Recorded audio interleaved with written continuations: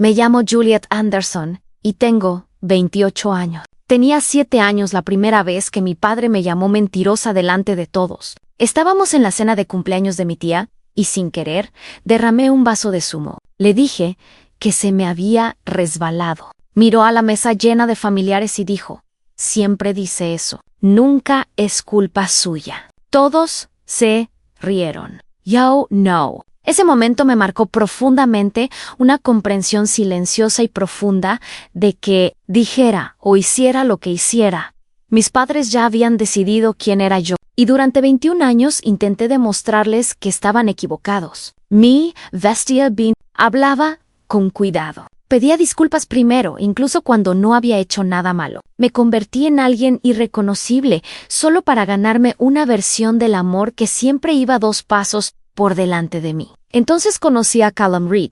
Tenía 31 años. Era ingeniero civil, de manos firmes y un corazón aún más firme. Nos conocimos en una gala benéfica, en una azotea hace 3 años. Él estaba allí por un compañero. Yo estaba allí por un cliente. Derramó su bebida en mi chaqueta a los 4 minutos de conocerme. Se disculpó tan sinceramente que me reí en lugar de inmutarme. Y al final de la noche habíamos intercambiado números y una conversación que se sintió como finalmente exhalar. Después de contener la respiración durante años, no necesitaba que yo fuera más pequeña. No se inmutó cuando fui directa. Me hizo preguntas y realmente esperó las respuestas. Después de 14 meses de noviazgo, me propuso matrimonio en la cocina de nuestro apartamento, sin un gran gesto. Solo el arrodillado con un anillo que le había dejado su abuela y su voz quebrándose ligeramente cuando dijo mi nombre. Dije que sí antes de que terminara la frase. Fijamos la boda para un sábado a finales de septiembre. La cena de ensayo estaba planeada para el viernes anterior en un salón privado de un restaurante llamado Brennan's. Velas por todas partes. Nuestras personas más cercanas se reunieron para celebrar algo que había esperado toda mi vida para sentirme elegida. A mis padres nunca les había caído bien Callum. Mi padre, Leonard Anderson, pensaba que era demasiado callado, demasiado comedido, no lo suficientemente impresionante según los estándares que guardaba en su cabeza como un libro de contabilidad. Mi madre, Patricia, le sonreía a Callum y le susurraba críticas en cuanto salía de una habitación. Para entonces, ya me había mantenido al margen de sus opiniones. Había aprendido a filtrarlas, pero 14 días antes de mi boda, hicieron algo que no pude filtrar. Callum me llamó un martes por la tarde, y su voz era diferente. No estaba enfadado, sino cauteloso, como si sostuviera algo frágil y no estuviera seguro de la fuerza con la que podía sujetarlo. Me dijo que mis padres habían ido a verlo a su oficina, sin avisarme, sin previo aviso. Se sentaron frente a él y le dijeron que yo había estado embarazada a los 22 años, que había dado a luz a un niño y que lo había abandonado. Se marcharon sin mirar atrás. Mi padre usó la palabra bastardo. Mi madre susurró como si fuera una confidencia entre ellos: «No dejes que te atrape también». «Callum», no me gritó. «No me preguntó en voz baja si necesitaba contarle algo, y yo estaba sentada en mi coche en un aparcamiento con el teléfono pegado a la oreja y sentí que el suelo de mi pecho se abría en la nada porque había un niño, y la historia no se parecía en nada a lo que mis padres le habían contado. Cuando tenía 22 años, salía con un hombre llamado Sebastian Cole. Era mayor, encantador de una forma que en realidad era solo control, y vestía un abrigo mejor. Me quedé embarazada. Estaba aterrorizada. Sebastian no fue nada amable al respecto. Me dijo que el niño no era algo que él quisiera. Y cuando le dije que no estaba segura de lo que quería, hizo que esa decisión pareciera cada vez más insignificante hasta que sentí que no tenía dónde apoyarme. Llevé ese embarazo durante 4 meses antes de que un aborto espontáneo lo terminara. Repentino, devastador y completamente fuera de mi control. No hubo nacimiento. No hubo bebé del que me alejara. Había un dolor que había enterrado tan profundamente que no se lo había contado a casi nadie, ni siquiera a Callum, porque nunca había encontrado el momento adecuado, y porque esa etapa de mi vida pertenecía a una versión de mí que había llorado en silencio durante años. Mis padres lo sabían, habían estado allí. Mi madre me había llevado al hospital. Me había tomado de la mano en la sala de espera. Sabía exactamente lo que había pasado y exactamente lo que no. Y 14 días antes de mi boda, se sentó frente a mi prometido y le dijo que había abandonado a un hijo vivo. Esa noche fui al apartamento de Callum y le conté todo. El embarazo, el aborto espontáneo, Sebastian, el silencio que había guardado. Él me escuchó todo sin moverse. Cuando terminé, extendió la mano por encima de la mesa. Me tomó de la mano y me dijo: «Siento mucho que te haya pasado eso». «¿No? Siento que no me lo hayas contado». «Ah, no. No estoy seguro de creerte». Compartió mi dolor antes de hacerme una sola pregunta. Ese era el hombre con el que me iba a casar, pero el daño que mis padres habían sembrado seguía presente entre nosotros, y yo sabía que no desaparecería solo porque Callum fuera bueno. Mis padres lo habían calculado, sabían que una semilla de duda plantada cerca de la boda podía abrir una herida que ningún amor podría cerrar por completo. Lo que no calcularon fue quién entraría por la puerta en nuestra cena de ensayo el viernes siguiente y qué traería consigo. La cena de ensayo se suponía que sería la calma antes de la hermosa tormenta del día de nuestra boda. El restaurante de Brennan se había transformado en algo de ensueño. Una suave luz ámbar se extendía sobre paredes de ladrillo visto, mesas largas vestidas con manteles color crema y caminos de mesa de eucalipto, velas parpadeando en recipientes de cristal que captaban la luz y la proyectaban suavemente sobre los rostros de las personas. ¿Qué más queríamos? Callum estaba cerca de la barra con su hermano,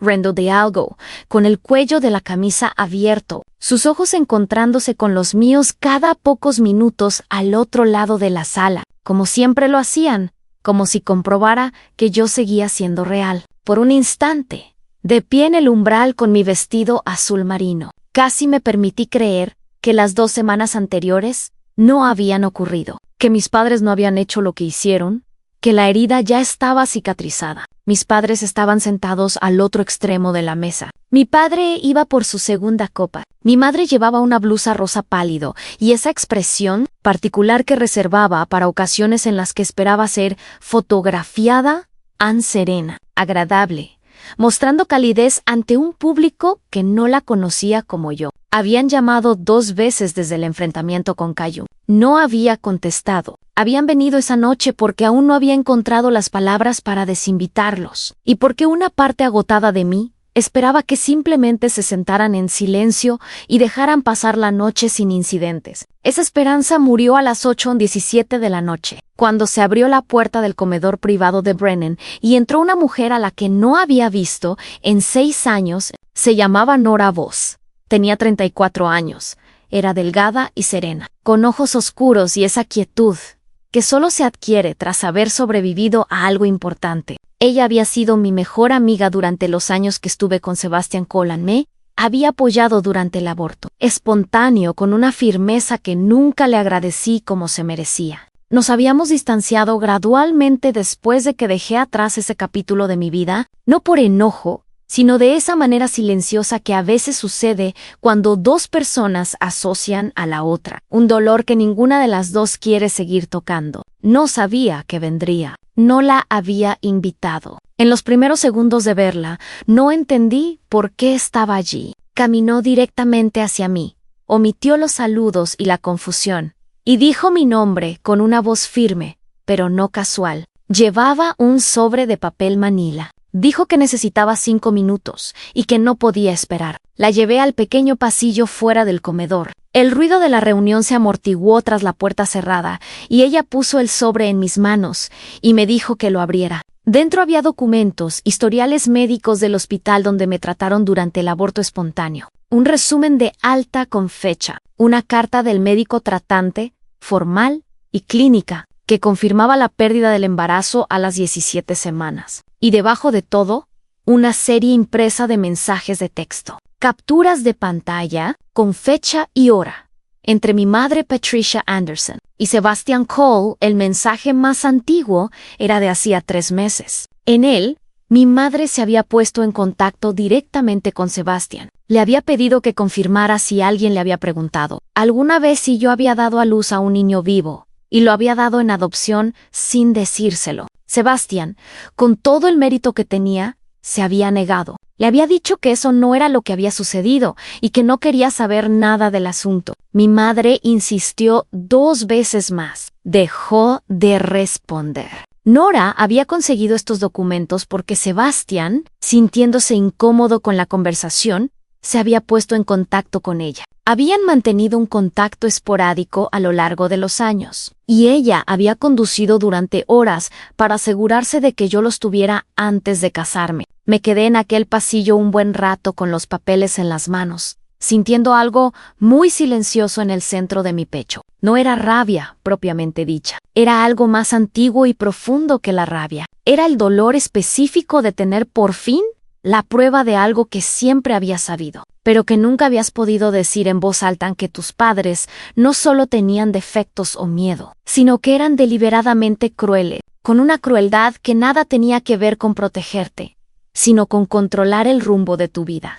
Regresé al comedor. Callum leyó mi rostro antes de que dijera palabra y se acercó a mí sin que se lo pidiera. Coloqué el sobre la mesa frente a mi padre y mi madre, frente a nuestros invitados, frente a las velas, el eucalipto y la hermosa sala que se suponía que solo albergaría una celebración. No Alslava. Había pasado demasiados años hablando en voz alta en habitaciones vacías como para desperdiciar la tranquilidad que finalmente había logrado. Les expliqué con claridad y sin dramatismo el contenido de los documentos. Les conté a todos los presentes lo que mis padres habían intentado hacer 14 días antes de mi boda. Mi padre apretó la mandíbula. Mi madre miró el mantel. Ninguno de los dos habló. Les pedí que se fueran.